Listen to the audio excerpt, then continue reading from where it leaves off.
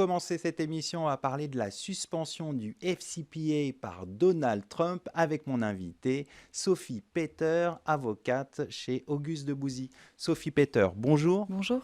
Pour débuter donc cette émission, on va parler du FCPA et de sa suspension par Donald Trump. Pouvez-vous nous présenter ce décret présidentiel qui ordonne donc la suspension temporaire du FCPA ? Oui, bien sûr. Alors, avant de parler de la suspension, juste quelques mots sur le FCPA, donc le Foreign Corrupt Practices Act, qui est une loi absolument emblématique américaine en matière de lutte contre la corruption. Donc le FCPA date de 1977 et aujourd'hui, depuis le 10 février 2025, il est suspendu. Alors pourquoi cette suspension ? Parce que le président américain a considéré, et c'est ce qu'il explique dans ce fameux décret présidentiel, qu'aujourd'hui, cette loi, ce FCPA, est un frein à la compétitivité des sociétés américaines à l'international. Et il identifie notamment 3 secteurs clés.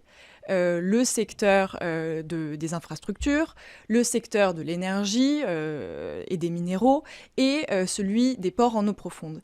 Et pour ces raisons de compétitivité, notamment dans ces secteurs-là, il a décidé de suspendre l'application du FCPA pour une durée limitée de 6 mois, renouvelable une fois. Alors très concrètement, comment ça se passe ? Le FCPA est suspendu et le DOJ américain, donc le Department of Justice, qui est l'équivalent du ministère de la Justice aux États-Unis, a pour obligation de mettre un terme aux enquêtes et aux poursuites pendant cette durée de suspension et de revoir toutes les politiques en place en matière de FCPA. Alors cette décision soulève de nombreuses questions, on va essayer d'y voir plus clair. Est-ce que cette suspension marque-t-elle la fin du FCPA ou c'est simplement une redéfinition temporaire de ses priorités ? Alors c'est loin d'être la fin du FCPA, D'ailleurs, seul le Congrès peut abroger la loi en tant que telle. Mais par contre, effectivement, vous avez raison, c'est une suspension et une réorientation des poursuites du DOJ. Alors évidemment, aujourd'hui, on ne sait pas encore exactement quelle sera cette réorientation précisément, mais on connaît déjà quelques axes. On sait que le premier axe, c'est évidemment cette question de la compétitivité des sociétés américaines.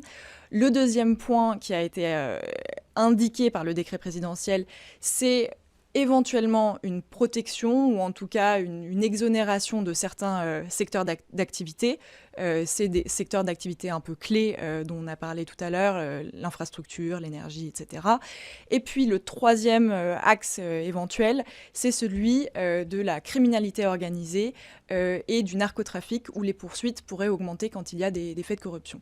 On va aborder la question des conséquences. Concrètement, quelles sont les conséquences de cette suspension pour les entreprises ? Alors très concrètement, cette suspension ne signifie pas que les programmes de conformité peuvent ou doivent s'arrêter. Absolument pas.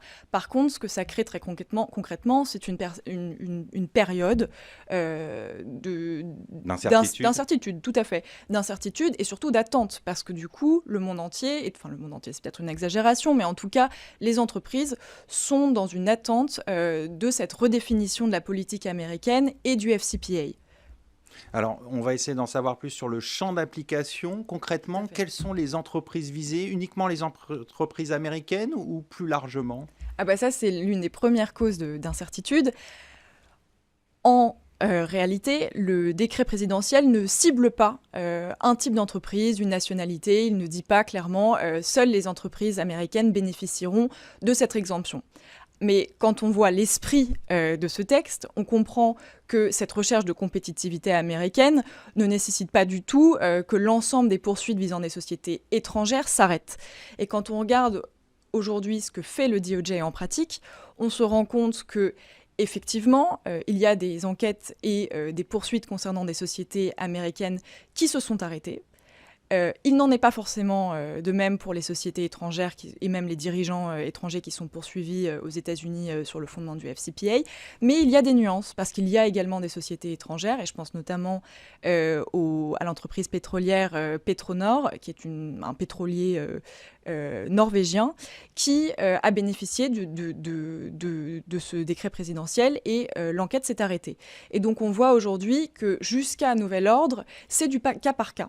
Et donc, il y a cette incertitude et en tout cas, il y a un risque accru pour les sociétés étrangères. Alors, dans ce contexte, la question des délais de prescription peut être centrale. Tout à fait. Compte tenu des délais de prescription du FCPA, la suspension temporaire par le décret, est-ce qu'elle réduit réellement les risques de poursuite des entreprises à moyen terme? Pas du tout. Alors pour revenir sur les délais de prescription, le délai de prescription du FCPA, de manière générale, il est de 5 ans, ce qui peut être prolongé, un peu comme en France, dans plein d'hypothèses.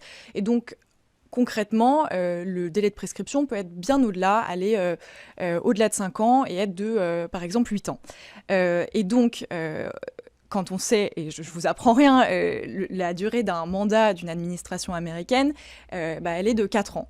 Et donc effectivement, il est tout à fait envisageable qu'une prochaine administration américaine décide de mettre un terme à la politique actuelle, initiée par le président Donald Trump, revienne sur cette position et choisisse d'engager des poursuites. Et donc en réalité, aujourd'hui, cette suspension n'a pas d'effet, puisque elle a évidemment des effets concrets, mais les programmes de conformité doivent être maintenus, parce qu'il peut y avoir des poursuites dans 5 ans, dans 6 ans, dans 7 ans. Alors concrètement, les programmes de conformité doivent être maintenus. C'est l'attitude que doivent adopter les entreprises? Oui. Exactement, et c'est d'ailleurs ce qu'elles font en très grande partie. Les entreprises ont annoncé à la suite de cette suspension qu'elles maintiendraient leur politique en place, qu'elles attendaient les lignes directrices pour pouvoir éventuellement adapter leur politique aux États-Unis, mais effectivement, les programmes sont maintenus dans toutes les juridictions. Donc dans ce contexte-là, est-ce qu'il y a d'autres préconisations que vous faites aux entreprises?